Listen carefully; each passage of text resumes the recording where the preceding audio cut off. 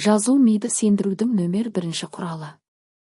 Ми сенген нәрсе міндетті түрде орындалады. Аса қамқор, ерекше мейірімді Алланың атымен бастаймын. Адам баласының өмірі ойдан басталады. Ой сенімге айналады.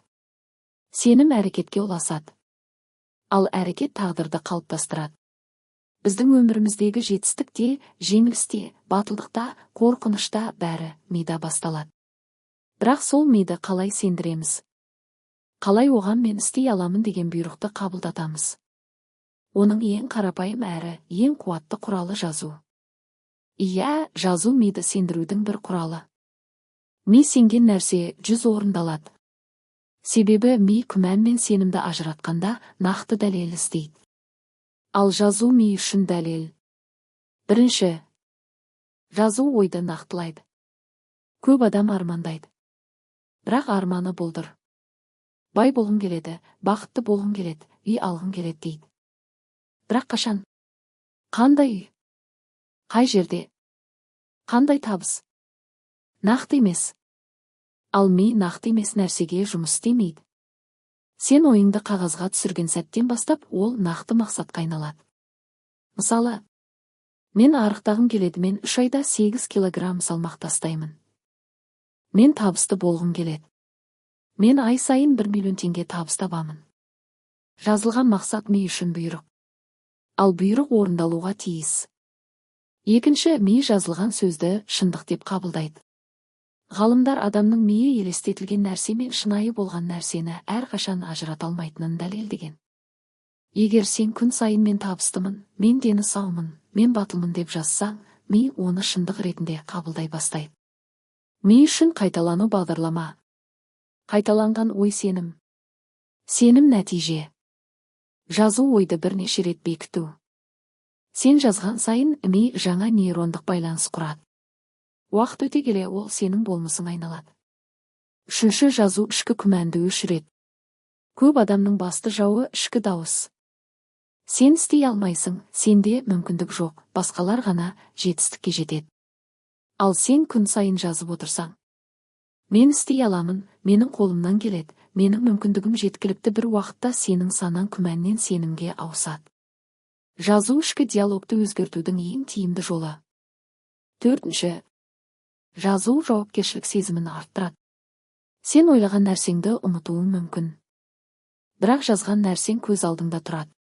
Қағазға түскен жоспар саған еске салушы.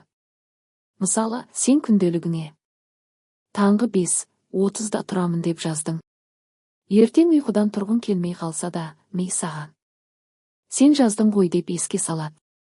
Жазу өзіңе берген уәде. Бесінші, жазу армандарды материалдандырады.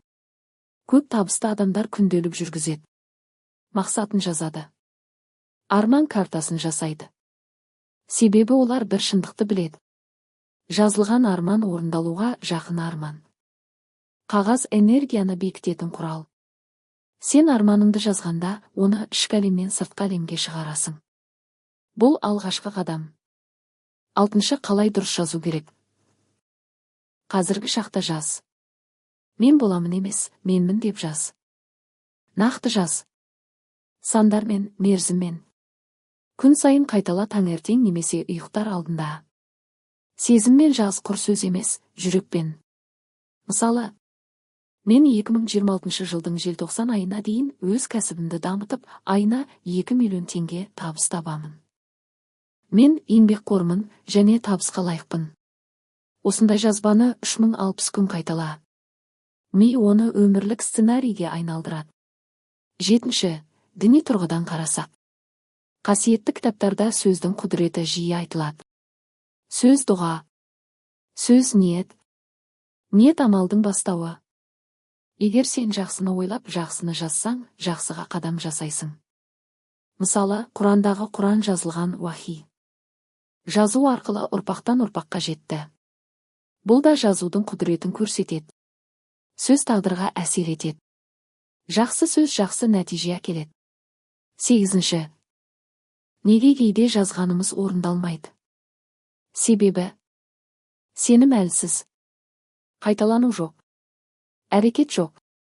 Жазу бастамағана. Бірақ жазылған нәрсе әрекетке итермелейді. Егер сен шынымен сенсең, ми жол іздей бастайды. Ми сенген кезде мүмкіндік көреді.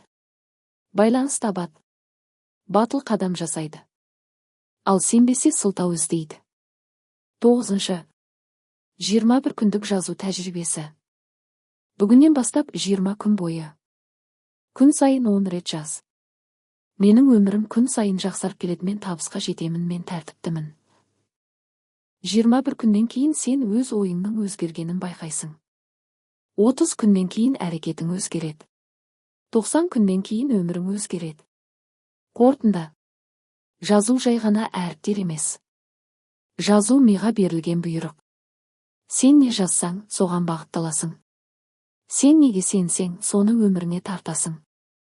Есіңде болсын. Ми сенген нәрсе міндетті түрде орындалады. Сен өз тағдырыңды өзгерткің келе ме? Онда бүгіннен бастап жаз. Арманыңды жаз. Мақсатыңды жаз. Сеніміңді жаз. Жазу сенің болашағыңды қалыптастыратын құрал. Егер бұл видео саған пайдалы болса, каналға тіркеліп, пікір қалдырып, бөлісуді ұмытпа. Алла баршамызға дұрыс ой, мықты сенім, берекелі амал нәсіп етсін.